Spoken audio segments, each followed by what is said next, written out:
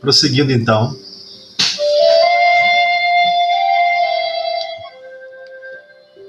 nesse mesmo texto, nessa mesma sequência do Livro dos Espíritos, na sequência onde estamos estudando sobre como, afinal de contas, devemos destruir, como podemos destruir o egoísmo, existe uma mensagem do Espírito Fenelon, onde ele esclarece de uma maneira muito interessante esse quesito. Então ele comenta assim: louváveis esforços, indubitavelmente, sem sombra de dúvida, se empregam para fazer que a humanidade progrida. Ou seja, estão ocorrendo mecanismos e possibilidades diversas, inimagináveis, para que a humanidade como um todo progrida. Os bons sentimentos são animados, estimulados e honrados mais do que qualquer outra época.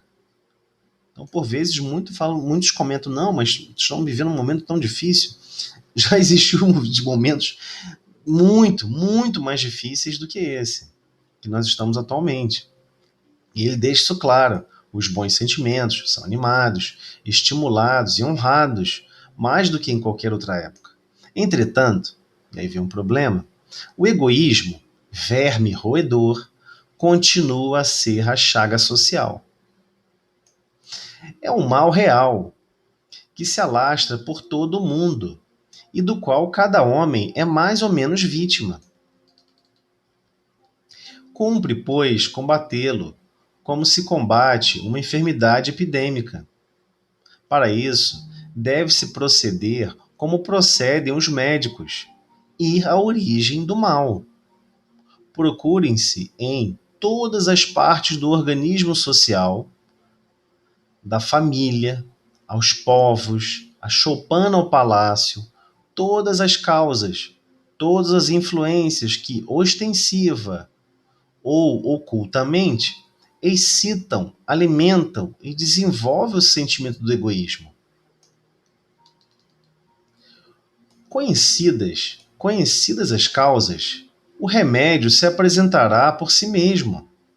Só restará então destruí-las, se não totalmente, de uma só vez, ao menos parcialmente, e o veneno pouco a pouco será eliminado. Poderá ser longa cura, porque numerosos são as causas, mas não é impossível. Contudo, ela só se obterá se o mal for atacado em sua raiz, isto é, pela educação. Não por essa educação que tende a fazer homens instruídos, mas pela que tende a fazer homens de bem. Só dando uma pausa aqui para comentar, como Fenelon deixa claro para todos nós, não é impossível a destruição ou a eliminação completa do egoísmo, mas como são diversas as suas origens, vai demorar um pouquinho.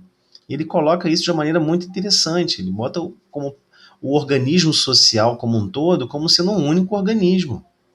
E deixa claro, o mesmo procede às vezes no núcleo familiar. O mesmo procede às vezes no núcleo de um povo. O povo está tão orgulhoso de si mesmo que quer se sobrepor sobre o outro, num egoísmo pleno e absoluto. Então, desde uma choupana simples, o egoísmo está lá, vinculado de alguma maneira, e sendo representado e agindo, como em palácios. Então, todas essas causas precisam ser observadas e reconhecidas.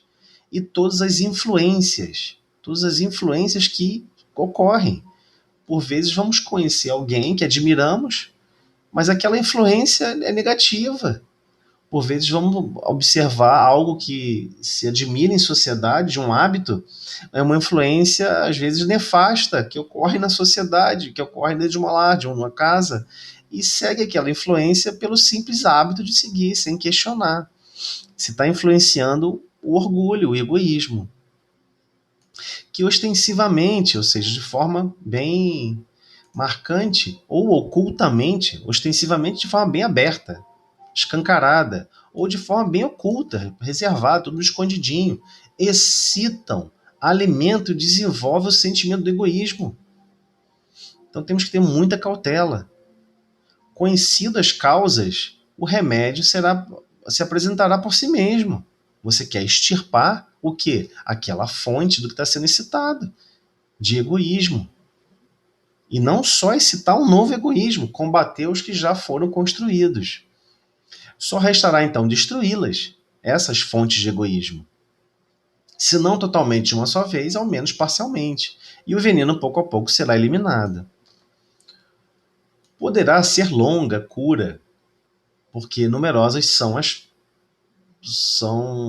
as causas. Restará então destruí-las, se não totalmente, de uma só vez, ao menos parcialmente.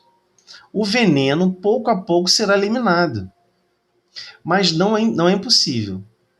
Aqui eu devo ter arrastado o texto, mas vamos lá. Contudo, ela só se obterá se o mal for atacado em sua raiz.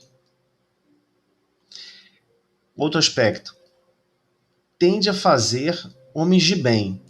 Então é interessante, porque por vezes acreditamos que educar as crianças, educar os filhos, educar aqueles que são novos, não, o mais importante é ele ter uma profissão para ele não passar pelos sofrimentos que eu passei. O mais importante é ele ter uma condição. Não. Pensa na vida futura. Pensa na doutrina espírita. Pensa que estamos vindo aqui na Terra já milhões de vezes. Sabe lá quantas vezes já estivemos aqui na Terra executando os mesmos desatinos. Então, o que é mais proveitoso? Uma profissão de alto impacto, de alto zelo, de alto rendimento financeiro, ou você fazer aquela pessoa um homem de bem? E independentemente da profissão, o certo é, se aquele espírito reencarnante tem aquela tendência para aquela profissão, para aquela atividade, que ele tem que passar por aquela atividade, por aquela experiência, deixemos aquela experiência para ser auxiliar e renovar a inteligência, mas temos que focalizar em quê? Formar homens de bem. Eis o principal gargalo. E ele continua para todos nós uma importante descrição. A educação, convenientemente entendida, constitui a chave do progresso moral. Ou seja, convenientemente entendida como homens de bem. Então você vai formar um profissional que ele não vai ser focado no egoísmo. Vai formar um médico que ele vai ser focado em atender a todos, ao máximo que ele puder, nem que para isso surja sacrifícios para ele mesmo. Quando se conhecer a arte de manejar os caracteres, como se conhece o de manejar as inteligências, conseguir-se-á corrigi-los, do mesmo modo que se aprumam as plantas. O que ele está dizendo com a gente? Nós não, para treinar um espírito reencarnante numa profissão, a gente não foca, não estimula, não incentiva, sentamos juntos, ajudamos a compreender os caracteres, a compreender tudo, a manejar as letrinhas. Olha, B com A da Bá, C com A da Cá, e vamos sempre fazendo esforço danado para poder auxiliar as crianças nesse sentido e desenvolver, ao mesmo tempo, essas inteligências em relação ao que tem que aprender, ao que tem que... Imagina quando desenvolvermos essas inteligências da mesma maneira com relação ao processo moral. Olha, isso que você fez aqui não foi um ato bondoso. Não seria melhor ser assim? Você não acha que deve... Então vai lá agora e peça perdão ao seu coleguinha. Ah, mas eu vou lá e peço perdão a ele? Usa essa palavra. Me perdoe, eu errei com você. Então, se não estimularmos a esse princípio, a compreender passo a passo, não estamos educando moralmente para o progresso moral. Esse é o grande gargalo. Então ele continua. Essa arte de sentar, educar moralmente, de explicar, detalhar, essa arte, porém, exige muito tato, muita experiência e profunda observação. Por quê? Porque quem está observando, se ele já alimenta o egoísmo, ele acha natural o outro ser egoísta. Para falar a verdade, ele vai até estimular o egoísmo do outro para ser ainda mais egoísta, porque ele acha isso uma virtude, acha isso um patrimônio importante. Olha, aqui no mundo é cada um por si, Deus por todos. Essa expressão popular é a marca registrada do egoísmo social a que estamos embutidos e que por vezes repassamos uns para com os outros.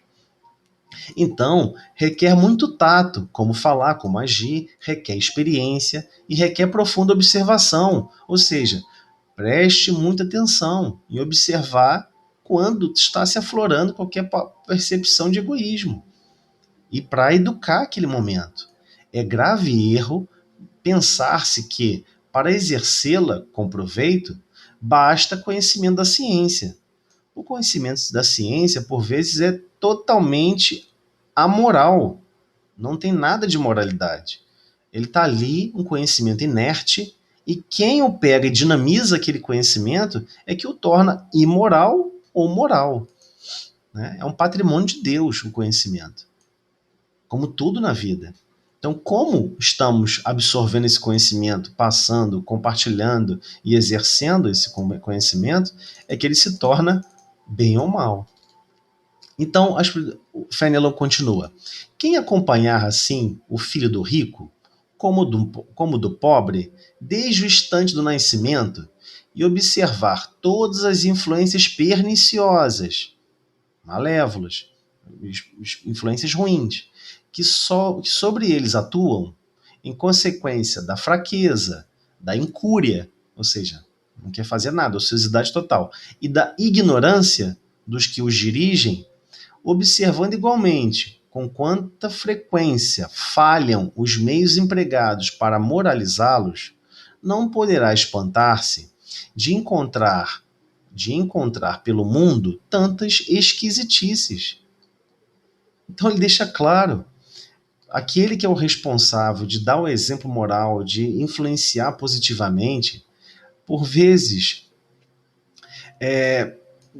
a pessoa se porta como com fraqueza em relação àquilo ali, em relação ao egoísmo. E com total incúria, ou seja, sem ação nenhuma, sem agir nada, vê o egoísmo, ele sendo egoísta e não fala nada, deixa para lá. E da própria ignorância dos que os dirigem. Por vezes a pessoa que está como pai, como mãe, não se atentou para isso ainda. Eu tenho que ajudar a construir homens de bem. Eu não posso ignorar isso. Inclusive, por vezes, até tentando manifestar caracteres de homens de bem que sequer estão em nós. Mas não no ponto de vista de transformar a vida daquela criança no inferno. Ao contrário, de ser zeloso, amoroso, afável, doce, meigo. Então, observando igualmente com quanta frequência falham os meios empregados para moralizá-los. Então falha, às vezes ele contava com aquele pai, com aquela mãe para transformar ele moralmente. Não poderá espantar-se de encontrar pelo mundo tantas esquisitices. E encontram. Por vezes de pai e mãe, que são pessoas moralmente diferentes, surgem crianças em que os pais não deram atenção, acham que a construção do bem é uma construção íntima, individual, de si para consigo, para mais ninguém, que não temos que influenciar para o bem. Então surgem essas esquisitices do mundo, pessoas com atitudes e pensamentos completamente contrários, né, à ordem social e de convivência.